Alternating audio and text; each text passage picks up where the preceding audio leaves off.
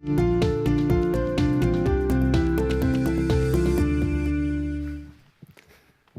everybody.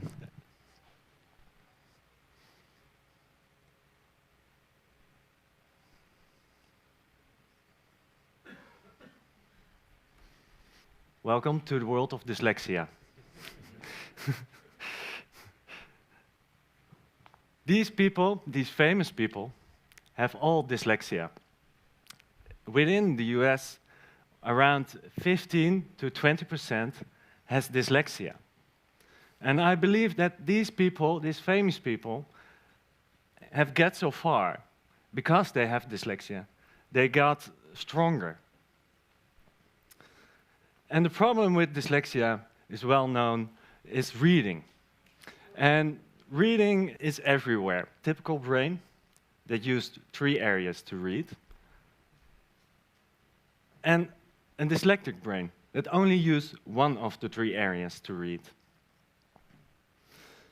And to explain to you, look at this picture. And you think of these blocks, the lower part is lighter. But it's not. It's an optical illusion. You're tricked by your brain. And people with dyslexia are also tricked by their brain while reading. And they're tricked because their brain is switching and rotating and mirroring the letters. To explain further, this rotation and mirroring and switching the letters are all 3D movements. So if we take a regular cup of coffee and switch and rotate and mirror it, it will always be a cup of coffee. But look what happens when we do this with a typeface or with a letter. The meaning will change. And then look to all the other letters. In this case, they're all based on circles. They all look alike, especially when you rotate them, mirror, and switch them. And these letters are all based on arches. So you make a kind of twin letters for dyslexic people. And these has all the same angles. So it's really hard and problematic for people with dyslexia. So what I have done is get rid of all the regular rules to make a typeface and make my own rules to help people with dyslexia, like myself. What I've done is, when you flip the letters upside down and around, I was thinking, okay, let's make the underside bolder. You don't flip them anymore, because the heavy part will go down.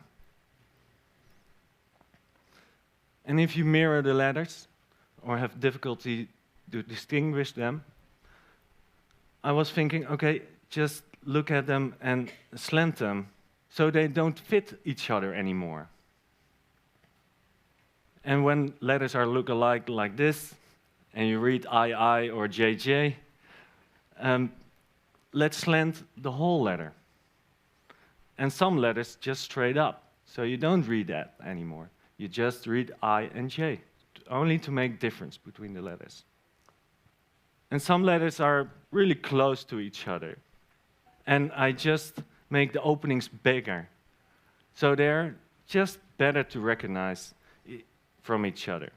Because this is, of course, much bigger than when you are reading in a book. So everything little bit helps reading. Also, making the ascender and descender longer. So the difference are emphasized. And the problem what I got a lot is reading 2 sentences together, because I miss the capitals and the punctuations. And while you're busy translating it for yourself, you just total lost it. So making the capitals bigger and the punctuation bigger, you create a kind of a stop sign in your text to take a breath and read the next line. And against the crowding effect, when letters are melting together when you are reading, I just adjust the spacing to a better place. And between the words And between the letters, extra space, so you distinguish each letter more. And then what I get a lot, and as a graphic designer, it's logical, but most of us are not graphic designers. What can you do with a typeface? It's like any other typeface on your computer. You can use it in Word, online, everywhere. If you can select the typeface, you can select Dyslexic. And it's used around the world by schools, companies, government departments, and especially my own favorite, home users. You get great stories back, and home users can download it for free from dyslexifund.com. And everywhere are now publishers with books, learning to write, kids, apps, education, you name it. They find their own way and use it in their way, and pops up everywhere. And they help each other again. Please, take a time and read this.